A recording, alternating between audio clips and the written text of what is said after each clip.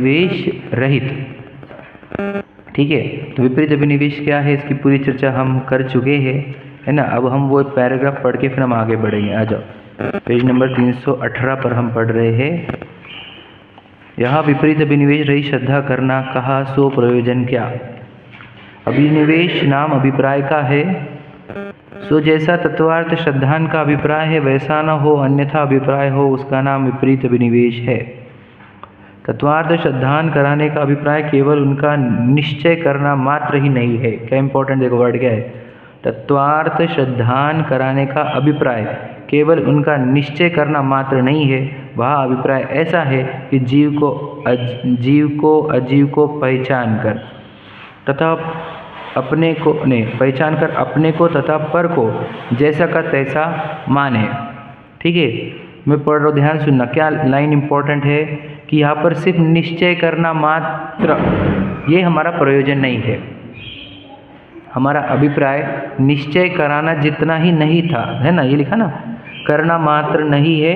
तो फिर क्या है बोलो अभिप्राय, तो कह रहे जीव अजीव को, वर्ड है पहचान कर। देखो तो पहले पार्ट है पहचान कर, जीव अजीव को पहचान कर क्या करे, अपने को तथा पर को जैसा का तैसा बोलो माने।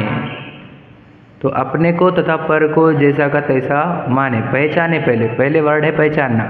तो क्या हम इस बॉडी को पहचानते हैं क्या, पहले बात करो पहचानना। तो पहचानने का अर्थ क्या हो गया, पहले पहचान लेना है शरीर है ये तो, और मैं तो जीव हूँ, तो पहचानने में आना चाहिए। और पहचानने में आने पर मानो उस बात को, पहले पहचानना है और मानना है, ये दो बात याद रखना। मानेगा तो विपरीत अभिनिवेश जाएगा, पहचानने मात्र से विपरीत अभिनिवेश नहीं जाएगा, समझ रहे। मानने पर विपरीत अभिनिवेश जाएगा, पहचानने मात्र से नहीं जाएगा। ये क्लियर दिखता है यहाँ पर। देखो वर्ड वापस आगे का पढ़ो, आश्रव को पहचान कर बोलो उसे हेय माने। तो देखो बात क्या है, वर्ड क्या है पहचान कर। तो ये पहचान कर का अर्थ क्या, ये भी समझना है कि ज्ञान में वो ट्रेस होना, ज्ञान में उसकी परिचय, मतलब क्या, उससे हमारा इंट्रोडक्शन हो जाए, पहचान का अर्थ। तो ये आश्रव को हम पहचानते हैं क्या, पहले ये है। तो मेरे अंदर जब देह संबंधी मोह होता है, एकत्व होता है, और मुझे जब देह संबंधी यानी इंद्रिय संबंधी विषयों का राग होता है ना, और फिर उस संबंधित द्वेष भी होते हैं, तो ये मैंने मेरे ज्ञान में मुझे पहचानने में आए क्या, आश्रव मेरे ज्ञान में पहचानने में आने चाहिए, पहली बात। और फिर उसको पहचान कर क्या करें बोलो, हे माने। तो अगर हम हे नहीं मान रहे हैं इन आश्रवों को, अपने जीवन में जो चल रहे हैं आश्रव, उनको अगर हम हे नहीं मानते हैं, इससे सिद्ध होता है बोलो क्या सिद्ध होता है, एक तो हमने उसको ट्रेस ही नहीं कर पाए हैं अभी तक, क्या आंसर चल रहे हैं मेरे जीवन में, और ट्रेस हो गए तो फिर हम उसको हे माना नहीं अभी तक हमने। मुझे तो हम आश्रव तत्व जिनवाणी से और जो सुनाने वाले हैं उनसे सीखे हैं, समझे क्या। तो करना क्या था, जो सीखा था याद रखना, मैं बोलता हूँ आपको, उसको अंदर इधर देखना था। जो प्रायोगिक लब्धि जो रहती है वो यही रहती है कि प्रयोग करो, जो सुना है उसका प्रयोग। तो प्रयोग करना मतलब क्या करना, प्रैक्टिकल करो कि आश्रव कहाँ है, ढूंढो उसको। देखो पहले मैं आपको बताऊँ, ये शास्त्र लिखे भी नहीं गए थे, सोचो लिखे भी नहीं गए थे, और सिखाया जाता था तो क्या सिखाया जाता था, मुख से ही। तो बोलना ये है कि ये अंदर का ही काम है, ये यहाँ का काम नहीं है शास्त्रों का, ये इंटरनल वर्क है, आत्मा के अंदर करने का काम है ये, समझे क्या। तो आत्मा के अंदर काम करना होगा। आश्रव हमने जब कहा तो आपको अपने जीवन में से, यानी जीवन मतलब का बाहर का नहीं, आत्मा का जो जीवन है आत्मा का, उसमें देख लो आश्रव कहाँ है, और फिर उस आश्रव को पहचानो। देखो ये भाव जब हो रहे तब ये बहुत दुख होता है, बहुत तड़पन होती है मुझे इन भावों के टाइम पे। जब आपको वो भाव और उसकी तड़पन ट्रेस हो गई तो उसको बोलेंगे आश्रव को पहचान लिया। पहचानना समझते ना, पहचान मुझे पहचाना क्या पहचानते नहीं, भूल गए हमारे को, ऐसा रहता है ना, नहीं अरे याद आ गया, हाँ हाँ हाँ, समझे कि नहीं। तो पहचानना मतलब क्या समझ रहे कि है हमारे अंदर, ऐसा नहीं कि वो दिख नहीं रहा, आश्रय भाव है कि नहीं है? और पहचानने में आ रहे क्या? अब वो पहचानने में क्यों नहीं आते बताओ? क्योंकि हम व्यस्त है दुनिया में, हम कहीं ना कहीं व्यस्त है। इसलिए बोले 7 चीज़ें तुम्हारे ज्ञान को 7 चीज़ें दो बस अच्छे से, समझे कि नहीं? आश्रव जब कहा गया है शास्त्रों में, तो उसको अब तुमको आत्मा में देखना होगा। आश्रव तो आश्रव को पहचाने और उसे हेय माने। ये बात समझ में आ रही है? मैं पढ़ के आगे बढ़ रहा हूँ, क्योंकि मैं एक रुक जाऊँगा तो अपना बढ़ जाता है समय।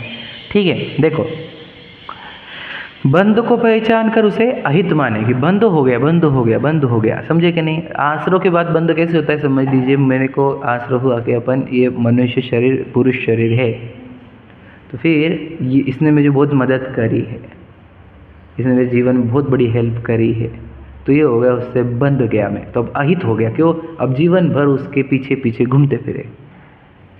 तो इसने मेरा बहुत बुरा किया, मेरे बहुत घर, इसने मेरे को ज़िंदगी में इतने बड़े धड़े दिए हैं, तो छोड़ूंगा नहीं मैं, तो ये बंधन हो जाए। तो बंधन को भी क्या करना है आपको?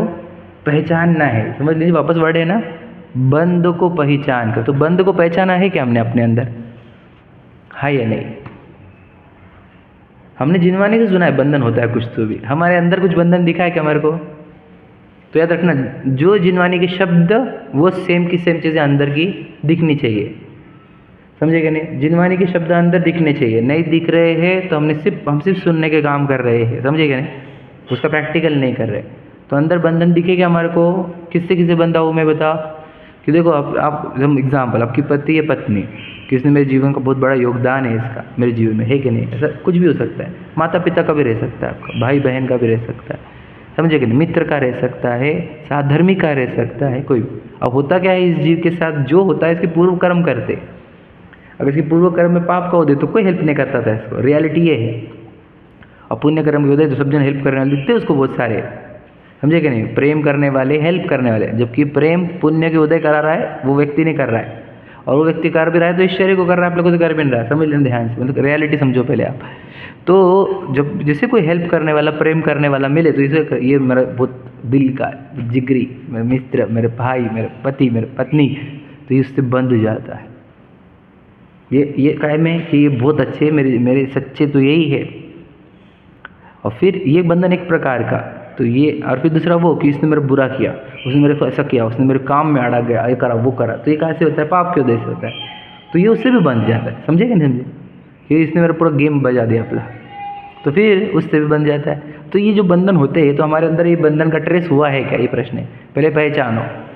अच्छा, डेंजर कौन सा बंधन है इसमें? दोनों भी डेंजर है। अच्छा करने वाला, जिस अच्छा करने वालों से जो हम राग करते हैं, बुरा करने वाले से हम द्वेष करते हैं, गठान दोनों से रहेगा ना, तो कौन सी गठान डेंजर है बताओ? विचार करो जरा गहराई से, कौन सी गठान डेंजर है? जन्म जन्म का साथ है तुम्हारा हमारा, है कि नहीं? वो डेंजर गठान है, वो तुम्हें पता नहीं। 7 भवों तक है ना, 7 जन्मों तक द्वेष की गठानें खुल जाती है, राग की गठानें नहीं खुलती, याद रखना। लगती नहीं गठान, गठान ही लगती नहीं। अब नकुल सहदेव को क्या हो गया था बता, विचार करो। सर्वा सिद्धि जाना क्यों पड़ा, ये बता। सिर्फ कर्म नहीं लेके गए क्या? मतलब गठाने लेके गए, गठाने। विचार करो जरा भैया, समझ रहे क्या? एक गठान रह गई तो उस जीव को ना डायरेक्ट 33 सागर तक सर्वा सिद्धि जाना पड़ता है। एक गठान रह गई तो भी, क्या बोल रहा हूँ मैं? तो कौन सी उनकी द्वेष की गठान थी क्या उनको? विचार करो, तो सर्वा सिद्धि थोड़ी जाते वो, द्वेष की गठान रहती तो। विचार करो, राग की गठान, मतलब गठाने है क्या हमारे अंदर? तो भगवान जी को पूछो तो बोलेंगे पूरा गठानों से भरा हुआ है कि नहीं? और हमको तो कोई दिख ही नहीं रही, क्यों? हम दुनिया में मशगूल है ना, तो इधर हम दिखेंगे कैसे गठाने हैं?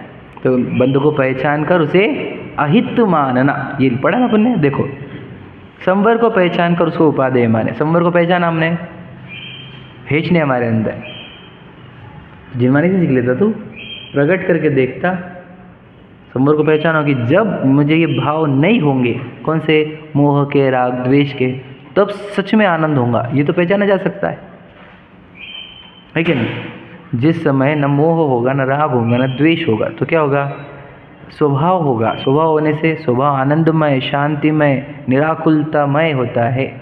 तो ये भी तो ट्रेस होता था आपको, फिर होता था तो उपादेय मानता था उसको। यार कब होगा आप लिखो, जब न मोह होगा, न राग होगा, न द्वेष होगा। कितना भारी होगा था। तो ये हमारे अंदर भी ट्रेस नहीं हुआ है, यानी संवर को हमने पहचान कर उसे उपादेय नहीं माना है।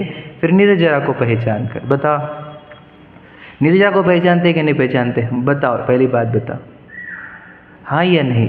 देखो, जो निर्जरा को नहीं पहचानते वो मुनिराज का दर्शन नहीं कर पाते दुनिया में भी, वो कितने भी भक्ति करो, क्योंकि मुनिराज और निर्जरा एक ही चीज़ होती है और दूसरी कोई चीज़ ही नहीं है। मुनिराज का दूसरा वर्ड निर्जरा है, निर्ग्रंथ बोलते हैं, निर्जरा बोलते हैं, समझे क्या? मुनिराज निर्जरा तत्व के सिवा कुछ नहीं है वह एक्चुअल में, पूजनीय क्यों? वो निर्जरा तत्व के कारण, और भगवान जी मोक्ष तत्व के कारण। ध्यान से सुनना, तो निर्जरा तत्व को पहचाने बिना ना मुनिराज का वंदन होगा ना उनकी पूज्यता ध्यान में आएगी। क्या समझे? बात समझे क्या? क्या बोला मैंने? निर्जरा क्या होती है वस्तु स्वरूप से? अपन पढ़े ना, क्या होती है निर्जरा? बता। अपनी इच्छा नष्ट होते चलना, खत्म होते जाना, स्पीड से एकदम घटती हुई इच्छा है, कितनी कि कोई मरा हुआ सांप रख दे गले में तो निकालने की इच्छा ना हो, कोई जलती हुई सिगड़ी सिर पर रख दे तो निकालने की इच्छा ना हो, समझे ना भैया? कोई जलते हुए आभूषण लगा दे तो निकालने की भावना हो, इच्छा ना हो, इतनी जो इच्छा का अभाव करते हैं वो पूजनीय है कि नहीं? क्योंकि वो इच्छा का अभाव करके तो वो पूजनीय है। तो यदि तुम्हारा इच्छा का अभाव यानी वो निर्जरा, वो पूजनीय दिखी नहीं, तो मुनिराज को पूछते क्यों तुम? कौन से आधार पर? बताओ, नग्नता आधार है? पूजने का अगर आधार अगर नग्नता है तो नग्नता तो दुनिया में भरी हुई है, पूरे प्राणी पंछी सब नग्न है, समझे कि नहीं? विचार करो, नग्नता पूज्यता का आधार नहीं। पूज्यता का आधार बोलो वीतरागता बोला जाता है, या वही बोलो इच्छा का अभाव, निर्जरा तत्व वो पूजनीय है। तो हमको ये कभी लगा क्या कि जब इच्छा घटती जाएंगी स्पीड से तब मैं आनंदित होऊंगा? ये इसको बोलते हैं निर्जरा को पहचानना, और फिर उसको क्या मानेंगे आप? हित मानेंगे, तब हित होगा। मतलब क्या? गठाने खुलती जा रही, समझ रहे क्या? अंदर गठाने नहीं होने चाहिए। किस में? देखो, अगर नस में गठाने हो गए ना तो ब्लॉक हो जाता हार्ट ब्लॉक हो जाता, ब्रेन में स्ट्रोक आते हैं, पैरालिटिक हो जाता है कि नहीं भैया? गठाने ओपन हार्ट फिर समझेगा नहीं? फिर तो ये धर्म के क्षेत्र में भी क्या करो? ओपन हार्ट ही करो, हार्ट ओपन करो, देखो गठाने कहाँ है और फिर सब निकालो, समझे कि नहीं? एक अंदर एक भी गठान नहीं रहने चाहिए। तो गठान नहीं रहने पर कैसा होता है? फ्लो बढ़िया होता है एकदम। देखो, जब गठान नहीं है तो मैं पूरी दुनिया को ऐसे एक भाव से देख सकता हूँ। गठाने रही तो अरे अच्छे ये बुरे, ये अच्छे ये बुरे, गठाने, समझे कि नहीं? तो एक भी गठान नहीं होनी चाहिए। तो उपसर्ग करने वाले की प्रति भी गठान नहीं बंधे हमारी, ये मुनिराज होते हैं।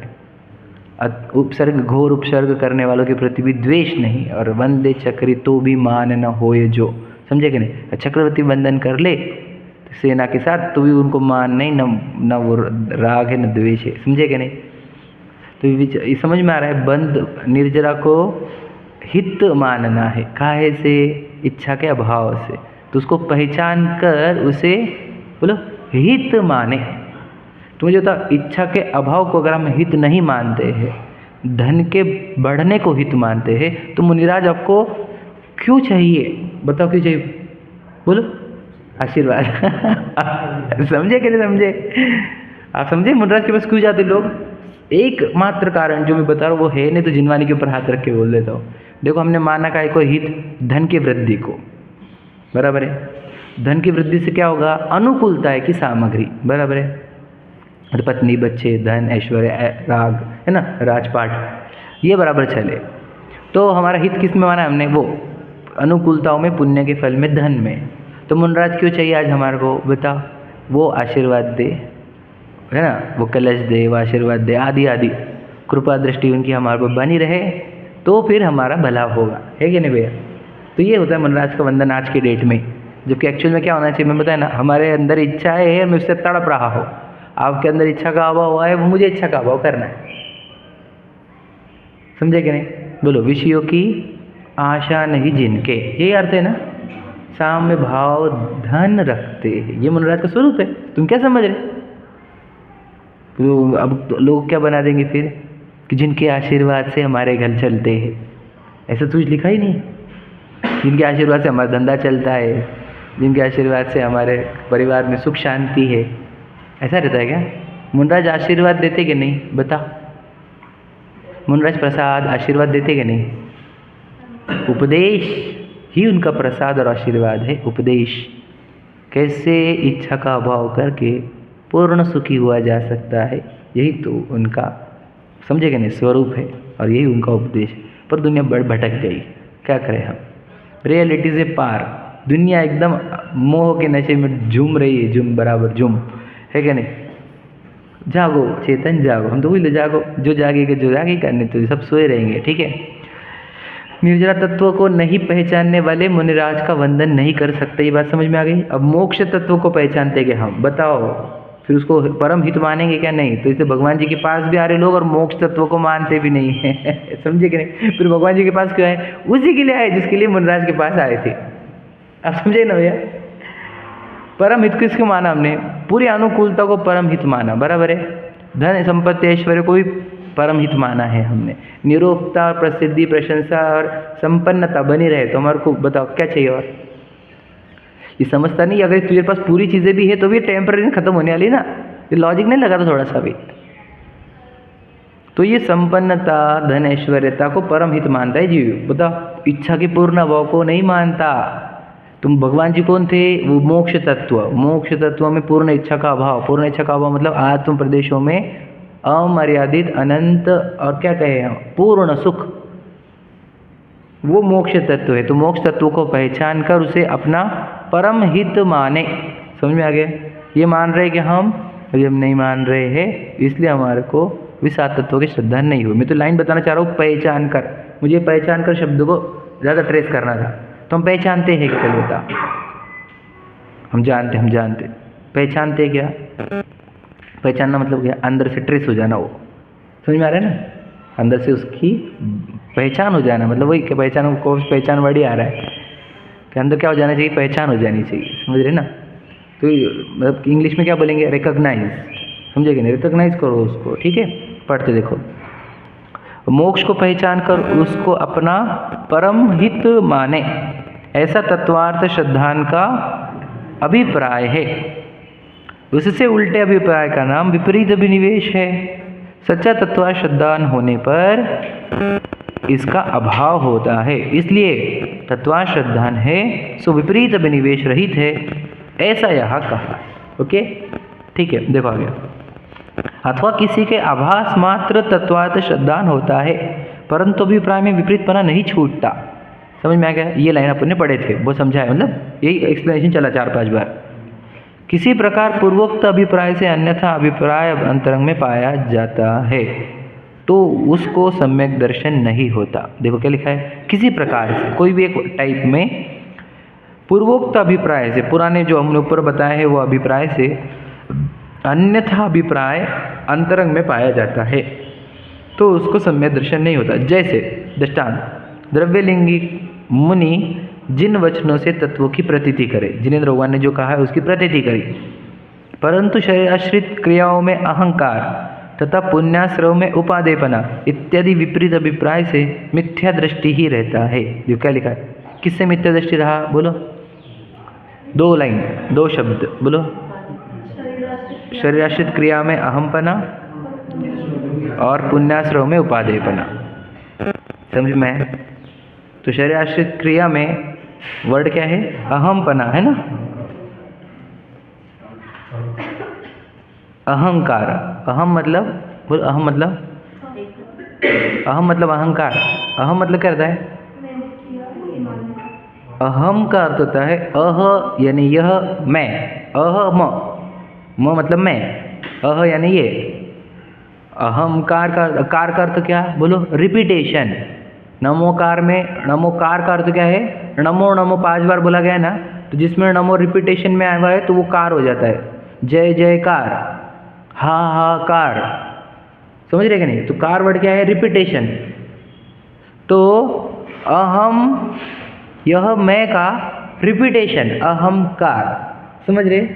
शब्द समझ में आ रहा है? गहराई समझना शब्दों की। तो शरीर की क्रिया जब जब होगी तो उसमें क्या आएगा?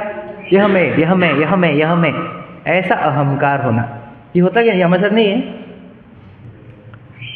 बोल कौन रहा है बता फिर यहाँ पे आप समझेंगे? तो शरीर का अहंकार होता है कि नहीं? अहंकार, यही मैं हूँ, यही मैं हूँ, यही मैं हूँ। एकत्व ही है वो। लेकिन अब मैं कोई समझाना ये है कि उस मतलब कैसे एकत्व, वो शब्द अति परिचय होने से हम उसका भाव निकालना बंद कर देते, इसलिए थोड़ा सा गहरा कर दे रहा हूँ। तो क्या कहना है कि जो शरीराश्रित क्रिया होगी, मतलब शरीराश्रित क्रिया कौन सी हो रही है उनकी? 28 मूल गुणों के पालन, पूरे पालन, एक दिन बिना अतिचार के पूरे 28 मूल गुणों का पालन हो रहा है। तो उसमें क्या हो रहा है कि ये 28 मूल गुणों का पालन मैं कर रहा हूँ, तो फिर वो नहीं कर रही क्या? नहीं कर रही है वो। बताओ फिर कौन कर रहा है 28 मूल गुणों का पालन? अगर वो नहीं कर रहे, वो जीव, तो वो कौन कर रहा है? पता है क्या आपको इसके बारे में? थोड़ा समझाता, देखो ध्यान सुनना। होता क्या है, इस जीव के अंदर से 3 कशा चौकड़ी का अभाव होता है। ध्यान सुन लेना मेरी बात, क्या बोल रहा हूँ। 3 कशा चौकड़ी का अभाव होता है और उसके अंदर बच जाती संज्वलन कशा है, इतनी बारीक सी। तो कशा मतलब इच्छा ही है, समझ लेना। तो इतनी बारीक सी इच्छा रह गई, कौन सी? कि आत्म ध्यान ही करते रहो जिससे मोक्ष मिलता है, समझ रहे? तो आत्म ध्यान के लिए कितना मैंने वेस्ट करना चाहिए टाइम, तो वो उसमें आता है 28 मूल गुण। क्या समझे? जिससे मुझे तुरंत आत्म ध्यान वापस।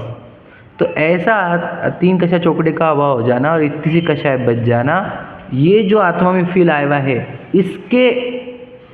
इसके रिफ्लेक्शन जो शरीर में आते हैं उसका नाम 28 मूल गुण है। समझे क्या भैया? क्या कहा मैंने? समझने देना। शरीर की क्रिया नहीं करता वो जी, वो तो सिर्फ अपने अंदर से संज्वलन कषाय उसकी बाकी रह गई, उसके रिजल्ट में 28 मूल गुण शरीर की क्रिया दिखेगी आपको। वो शरीर की क्रिया वो करेगा बिल्कुल भी नहीं। आप समझे क्या कहा मैंने? थोड़ा कठिन गया होगा, मैं समझाता हूँ, देखो वापस से। शरीर की क्रिया और कुछ नहीं रहता, अंदर जो राग चलता है उसका रिफ्लेक्शन करते रहता है शरीर। हम शरीर का कुछ भी नहीं करते रहते, याद रखना। जिसका अंदर आत्मा में राग चल रहा है, बराबर शरीर उसी की आजू बाजू में घूमते हुए दिखेगा। तो ये शरीर क्या बताते रहता है? अंदर के राग को। समझ रहे? ये तो समझ रहे ना हम अपने आप। तो ये दुकान के पास ही क्यों घूम रहा, इस पास क्यों घूम रहा? क्योंकि अंदर वो राग चल रहा है इसको, समझ रहे? तो 28 मूल गुण पल क्यों रहे हैं बताओ? क्योंकि अंदर बोलो 3 कशा चौकड़ी का अभाव हो गया है और जो राग बच गया उसका रिफ्लेक्शन 28 मूल गुण है। ये किसके केस में? भावलिंगी के केस में। अब द्रव्यलिंगी के केस में बताओ 3 कशा चौकड़ी का अभाव हुआ है क्या? नहीं। कशा कितनी है? अनंतानुबंधी की लेवल की। तो पहले गुणस्थान वाले की बात कर रहे हैं हम। तो अनंतानुबंधी कशा के साथ जो 28 मूल गुणों की क्रिया होगी वो कौन करेगा? वो तो खुद ही करेगा, वो तो मानेगा कि मैं ही कर रहा हूँ। समझे कि नहीं समझे? और मनराज को वो क्रिया अपने आप दिख रही कि मेरा जो राग बचा है उस अंश से ये 28 मूल गुण पल रहे हैं, मैं नहीं पाल रहा। वो तो क्लियर दिखता है किसको? भावलिंगी को। और द्रव्यलिंग को क्या दिखता है? मैं ही तो कर रहा हूँ, कौन कर रहा है क्रिया? थोड़ा कठिन है, सूक्ष्म है, मैं ये बताना चाह रहा था थोड़ा सा। तो फिर उसको द्रव्याश्रित यानी शरीराश्रित क्रिया में अहमपना होगा ही होगा। क्यों? क्योंकि चैतन्य भिन्न तत्व दिख जाता तो फिर भावलिंगी हो जाते। ऊपर जो कहे बोले, ऊपर बताए ना कि हाँ वो 7 वाले, 7 विपरीत अभिनिवेश। ठीक है, समझ में आ गया ये बात? शरीराश्रित क्रियाओं में अहंकार, और दूसरा बोलो पुण्याश्रव में उपादेयपना। अब क्या हो रहा है कि 28 मूल गुणों को पालन करने के लिए कहाँ से पल रहे वो? शुभ राग से। अशुभ राग से पल रहे क्या? नहीं। द्रव्यलिंगी पहले गुणस्थान वर्ती के जो 28 मूल गुण पल रहे हैं वो क्या इस कहाँ से पल रहे हैं? अशुभ राग से कि शुभ राग से?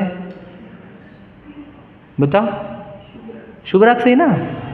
अशुभ राग तो है नहीं वहाँ पर, है कि नहीं? अशुभ राग बोलते 28 मूल गुण थोड़ी पलते, शुभ राग से पल रहे हैं। तो ये शुभ राग जो चल रहा है जिससे 28 मूल गुण पल रहे हैं उसको क्या मानते वो? धर्म,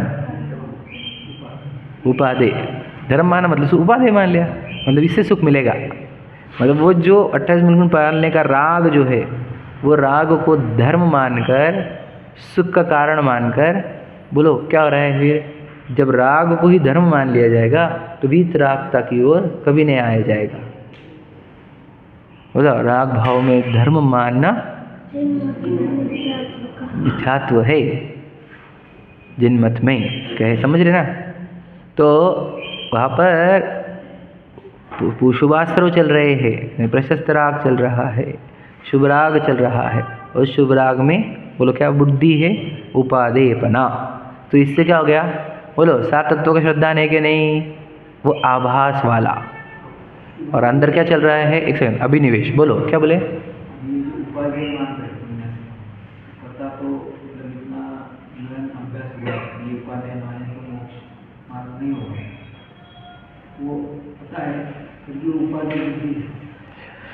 फिर यहाँ पे गड़बड़ क्या हो गया? हाँ वो समझे कि क्वेश्चन क्या है इनका?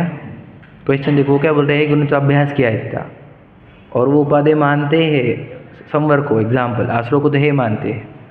फिर ऐसा केस क्या हो गया, ऐसा केस क्या हो गया, समझ रहे क्या क्वेश्चन है? थोड़ा थीन क्वेश्चन है उनका, उसका थीन आंसर देता हूँ मैं। देखो क्वेश्चन ये है, क्वेश्चन छोड़ दो, अभी क्वेश्चन को आंसर देता हूँ आपको। हमने बताया आपको आश्रव को पहचानना था, पहचानना। तो शुभाश्रव भी आश्रव है, ये पहचाने नहीं गए हैं। समझे क्या कह रहे हैं? पहचानने में आ गया नहीं, मतलब उसका अगर पहचानने में आ गया, मान के चलो मुझे मेरा एक व्यक्ति आया मेरे घर पे, काहे के लिए, समझ लीजिए क्या कि साहब ये ले लो, साड़ी ले लो, ये बेडशीट ले लो, और उसका लूटने का अभिप्राय मुझे अगर ट्रेस हो गया तो भी मैं लूँगा क्या उससे वो साड़ी या वो बेडशीट? पहचानने में आ गया ना, वो व्यक्ति पहचानने में आ गया तो सीधा चलो उतरो नीचे, समझे कि नहीं? तो आश्रव पहचानने में आ गया कि ये दुखदायक भाव है, पहचानने में आ गए तुम्हारे। फिर अब क्या, शुभाश्रव भी पहचानने में आने चाहिए कि आकुलता होती है, वो पहचाना नहीं उसने सुना है शास्त्र से। अपने अंदर जब अशुभाश्रव होते हुए उसको अगर वो दुख दिख जाता शुभाश्रव के समय पे, तो उसको ऐसा भ्रम होता ही नहीं कि ये धर्म है करके। समझे क्या कह रहा हूँ? अब शुभाश्रव की सूक्ष्मता है ना, ये प्रशस्त राग, 28 मूल गुणों का राग, ये सूक्ष्मता है। तो उसको क्या लग रहा है, ये शुभाश्रव के टाइम पे सुख होता। समझे कि नहीं समझे? देखो ध्यान से सुनना, उसको दुनिया के विषय भोगों से तो आकुलता होती है, ये ट्रेस हो गया उसको। लेकिन शुभाश्रव में क्या हो गया, आकुलता घट गई, घटी कि नहीं घटी? तो उसको लग रहा है कि यही तो सुख है और क्या सुख होना चाहिए। आप समझे क्या? इंपॉर्टेंट बात समझे क्या? ये सच्चाई है, क्या बताना चाह रहा हूँ मैं, समझे क्या? जब हमारे आश्रव, जब हमारे को तीव्र इच्छा से मंद इच्छा होने पर आराम मिला कि नहीं मिला? तो जो आराम मिला है तो यही तो मेरी तो निरोगता है। समझे कि नहीं? 102 से 99 पर आए या फिर 100 पर आ गए, तो 100 पर बोल रहा क्या हो गया भैया, तो बुखार खत्म। तो 100 बुखार खत्म नहीं है, कितना है? 98 होना है, जैसे भी 98 97 समथिंग, समझे ना? तो ये बुखार का स्वरूप है, समझ लेना, मतलब रोग का भी।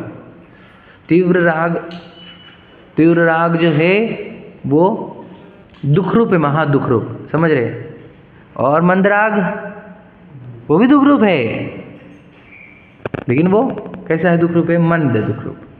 तो मंद दुख रूप में हमारे को एक कल्पना हो जाती है कि सुख रूप है। ये बात समझनी होगी, ये बहुत गहरी बात है, इंपॉर्टेंट बात। आप बोलोगे कि प्रशस्त राग में दुख कैसे, ये प्रश्न है बोला कि सच में देखो, मान के चलो, देखो उनको इतना कम राग है, उनकी बात करो, द्रव्यलिंगी के देना एग्जाम्पल, ध्यान सुनना मुझे, अब उसका आंसर देकर ही बताना। आप वो जंगल में गया जी, और बिल्कुल मन वचन काय की गुप्ती भी पालन कर रहा है, बिल्कुल देख नहीं रहा किसी को भी, बिल्कुल भी नहीं।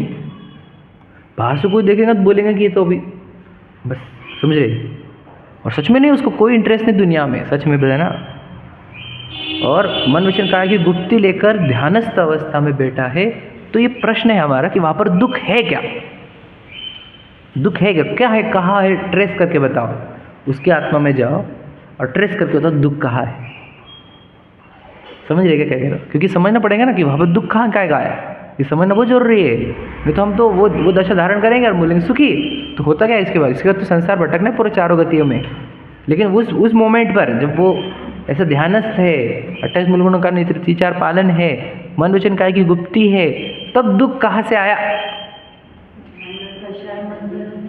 कषाय मंदिर दुख कहाँ? दुख मतलब ट्रेस करना हमारे को दुख को। बोलो क्या बोल रहे हैं? हाँ थोड़ा सा एक वो रह जाएगा। हाँ इच्छा के दबा के गया है, और कुछ राग है ना, तो हाँ बिल्कुल बिल्कुल सही बात है, राग है, इच्छा है ही, और कुछ? हाँ राग तो चल ही रहा है।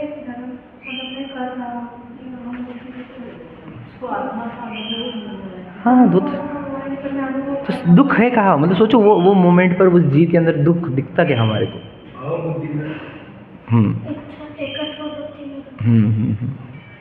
मैं मेरी भाषा में बता रहा हूँ, ठीक है।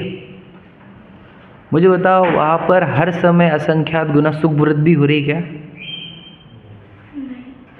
वहाँ केवल ज्ञान से आने वाला अनंत सुख उत्पन्न होने वाला है क्या? तो अनंत सुख नहीं है, ये दुख नहीं है। आप समझेगा क्या? तो नहीं तो हम क्या मान लेंगे कि ध्यान करने वाले मंडल सुखी जो होंगे। समझेगा क्या कह रहा हूँ मैं? ये बात समझना, अनंत सुख प्रकट नहीं होना ये दुख को ही नहीं बताने वाला है क्या? समझेगा? मैंने उल्टे अपोजिट से लिया, समझे नहीं समझे? और जो भावलिंगी रहते हैं उनके केस में वो ध्यान करते तो वो शरीर की बॉडी वो सुख नहीं उत्पन्न करती। ध्यानस्थ मुद्रा, बोलो, प्रति समय घटती हुई इच्छाएं, राग, उससे असंख्यात गुणा हर समय बढ़ता हुआ सुख, और वही केवल ज्ञान में परिवर्तित होकर अनंत सुख उत्पन्न हो गया। समझे क्या? ये वो उनके केस में नहीं होता, द्रव्यलिंगी के केस में। इसलिए मैं आपको इसे बताना चाहता हूँ, ट्रेस करो कि वहाँ सुख क्यों नहीं। समझे क्या भैया? वहाँ सुख हुआ क्या? वहाँ पे हमें दिख रहा दुनिया से कोई इच्छा नहीं, फिर सुख दुख आएगा, दुख आएगा, ये बताना चाह रहा था मैं। दुख है वहाँ पर। अब उनको सुख कब आएगा? कितने दिन के बाद?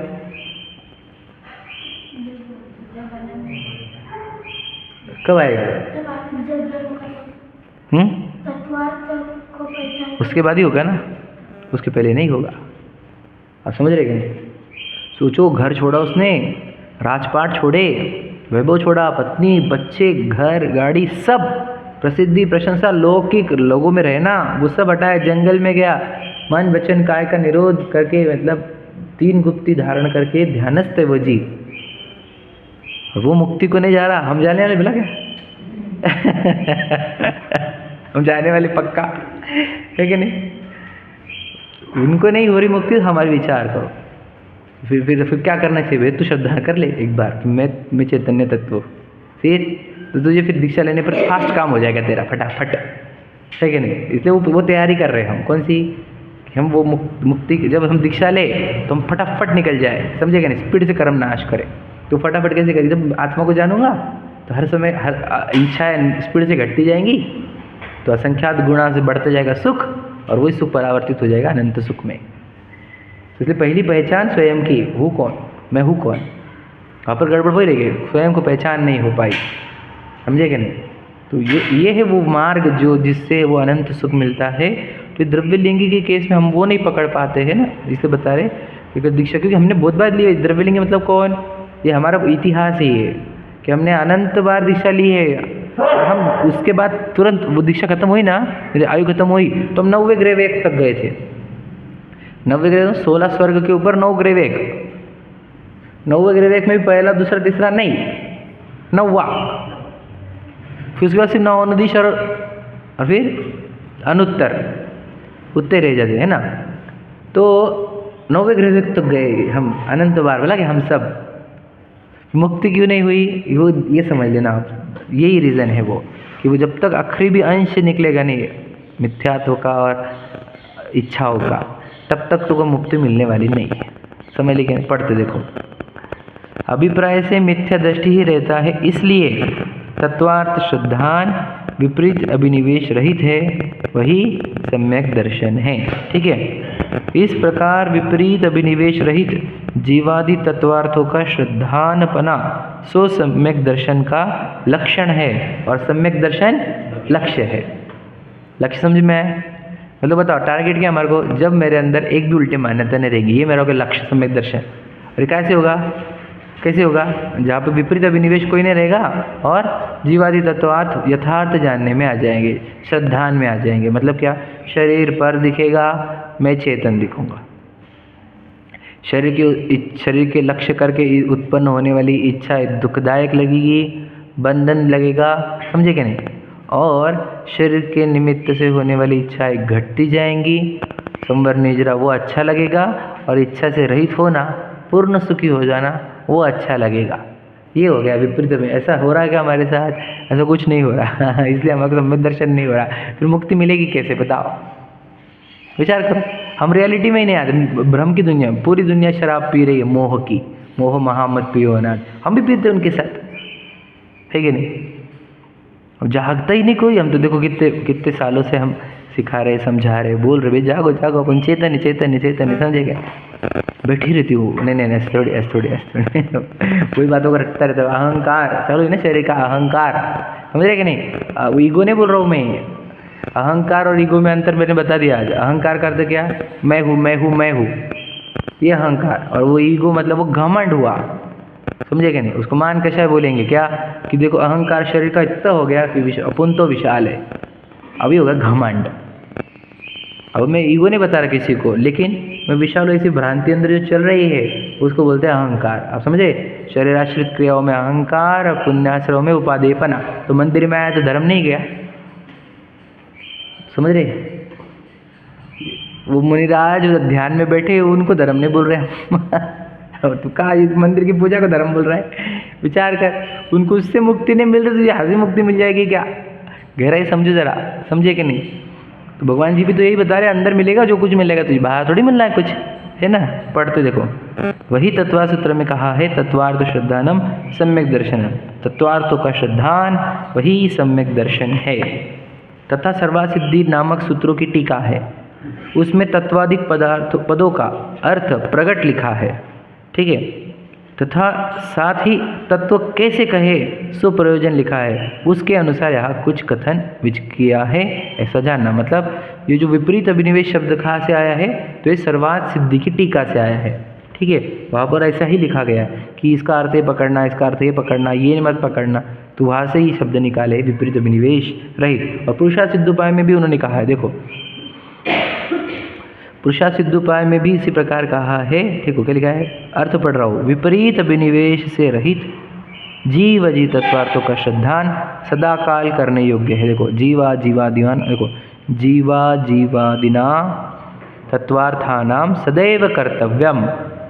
और आगे क्या है? श्रद्धानम विपरीत अभिनिवेश विविक्तमात्म स्वरूपम मात्म रूपम तत्। देखो क्या लिखा है, मतलब क्या? विपरीत अभिनिवेश से रही जीव जीव आदि का तत्वार्थों का श्रद्धा सदा करना योग्य है, यह श्रद्धान आत्मा का स्वरूप है। देखो वर्ड क्या है?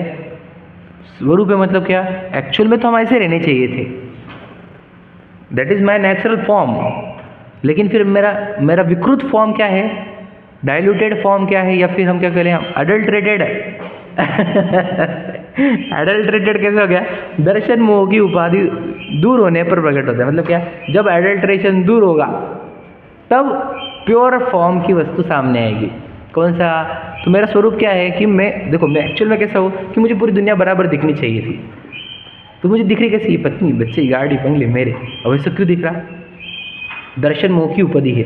उदयावली में दर्शन मोह ने उदय दे रहा है, और उदय दे क्यों रहा है? क्योंकि मैं पुरुषार्थ नहीं कर रहा हूँ जागने का, समझ रहे? तो वो उदय दे रहा है, तो मुझे क्या लग रहा है? अरे मैं ये विशाल में ही हूँ, मेरी पत्नी बच्चे, मेरी गाड़ी बंगले, मेरा तो ये, मेरा तो वो, मेरा वो। आप समझ रहे क्या हूँ? तो ये कैसे हो रहा है? मेरा पुरुषार्थ नहीं चल रहा है जागने का, एक, और दूसरा दर्शन मोनी फल दे रहा है मुझे। तो ये दर्शन मोनी से मिलने वाले फल में, देखो ध्यान सुनना क्या बोल रहा हूँ मैं, दर्शन मोनी के फल में उत्पन्न होने वाला जो भाव है मेरे अंदर, वो मेरा स्वभाव तो नहीं हो सकता ना, क्योंकि वो तो उपाधि से उत्पन्न हुआ है। This is adulteration, this is not my original form. तो ये अडल्ट्रेटेड फॉर्म को ओरिजिनल मान के खाओगे तो अडल्ट्रेटेड फूड खाओगे तो बीमारी होगी, समझे कि नहीं? सही कि नहीं भैया? तो ये वो दर्शन याद रखना, मुझे मेरी पत्नी अच्छी दिख रही क्या, तो ये मुझे दर्शन मोनी बोल रहा है, ये तेरी है, ये घर तेरा है। तो सोचो ये उसकी आवाज़ है, तो उसको जिन माने नहीं, जैसे समय से आजिम का ये शैतान की आवाज़ है, इसको अपनी आवाज़ नहीं मानना, भूताविष्ट, समझे कि नहीं? ये भूत की आवाज़ है, ये अपनी आवाज़ नहीं है। बताओ, इस आवाज़ को जो ट्रेस कर रहा है वो चेतना, वो मैं हूँ, सूक्ष्म काम है, समझ रहे भैया? जब आवाज़ चलेगी कि पत्नी अपनी है, ये बच्चा अपना है, ये अपन बोल रहे हैं, अपन चल रहे हैं, अपना घर है, ये आवाज़ें जब चलेगी तो इन आवाज़ों को भूत की आवाज़ समझना, समझे कि नहीं? जैसे मेरा एग्जाम्पल, आंग में भूत घुस गया और वो गाले दे रहा, सबको मालूम है, आवाज़ इसकी चेंज हो गई विशाल की, ये तो भूत की आवाज़ है, समझे कि नहीं? सब समझ जाओगे ये भूत की आवाज़ है, और फिर वो चला गया भूत, तो फिर नॉर्मल आवाज़ में बात कर रहा हूँ। एग्जाम्पल है ये भूताविष्ट का एग्जाम्पल, जिनवानी में जो आया हुआ है वो, तो क्या बोलोगे? नहीं अब तो विशाल आ गया, पहले भूत की आवाज़, समझ रहे कि नहीं? तो वैसे ही बताओ, अंदर भूत है, कौन से? दर्शन मोनी के, समझे कि? उस भूत के कारण ये पत्नी मेरी है, बच्चा मेरा, गाड़ी बंगले मेरे को घूमना है, मुझे खाना है, मुझे पीना है, मुझे इधर जाना है, मुझे उधर जाना है, मुझे प्रसिद्ध होना है, मुझे प्रशंसा करना है, ये सब भूत की आवाज़ है, ये सब, तुझे उस आवाज़ के पीछे देखना चाहिए, भूत है तभी तो आवाज़ आ रही है ऐसी, अंदर भूत ही बैठेगा, तो उस भूत की आवाज़ को अलग पहचानो, ये अपनी आवाज़ नहीं, दिस इज नॉट माइन आवाज़, समझे कि नहीं। ये है अब फिर इसको जो ट्रेस कर रहा है उसकी मोमेंट पर लाइव इस आवाज़ को जो ट्रेस करता है वो चेतना जो है सो में हो, बता। फिर आपको वो राग भाव, तो भूत जो है वो राग में है और जो चेतना है वो में हो, समझ पा रहे क्या, थोड़ा सूक्ष्म है। अब वो जाते जाते मैं बोला आप गैप है अपना, तो आज लास्ट कंप्लीट करके दे देते हैं आपको। क्या करना है आपको, भूत की आवाज़ को भिन्न पहचानो और चेतना की आवाज़ को भिन्न पहचानो। आते क्या दो आवाज़, अभी तो सिर्फ भूत की जा रही है कि नहीं, दिन भर भूत ही जा है ना। तो सच में बता रहा, एक्चुअल में यही है, जब तक आत्मा की पहचान होगी नहीं तब तक भूत ही नाचेगा जीवन में। आत्मा की पहचान होने पर फिर क्या होता है, भूत की आवाज़ थोड़ी मंद होती है, जिसमें थोड़ी सी आवाज़ आ जाती है आत्मा की, और आत्मा की एक बार थोड़ी सी आवाज़ आ गई तो फिर वो सुनने के लिए और भूत की आवाज़ दबाते जाता है, आत्मा की आवाज़ बड़ी करते जाता है, और एक दिन आत्मा की आवाज़ बड़ी हो जाती है और भूत की आवाज़ एकदम घटते घटते घटते एक दिन बंद हो जाती है। यही तो धर्म है, और क्या बताऊँ मैं आपको। राग जो है वो भूत की आवाज़ है, वीतरागता भूत का अभाव, तो भगवान जी वो है जिन्होंने भूत का अभाव कर लिया, और मैं भूत से ग्रासित हूँ। बताओ, अभी हम उजाले में क्या अंधेरे में आपको मेरे को क्यों बताना था, क्योंकि हम पूजा में बोल रहे हैं ना मोहांधकार विनाशना है, तो इसका अर्थ क्या है, मैं अंधकार में हुई तो बोल ही रहे हैं भगवान जी को। अब भूत का बात है, अंधेरे में जाते, सही है कि नहीं, अंधेरे में भूत आते, तुम जागो तो भूत गायब हो जाए तो हम जागने को आए, हम क्या बोले अंधेरा दूर करो।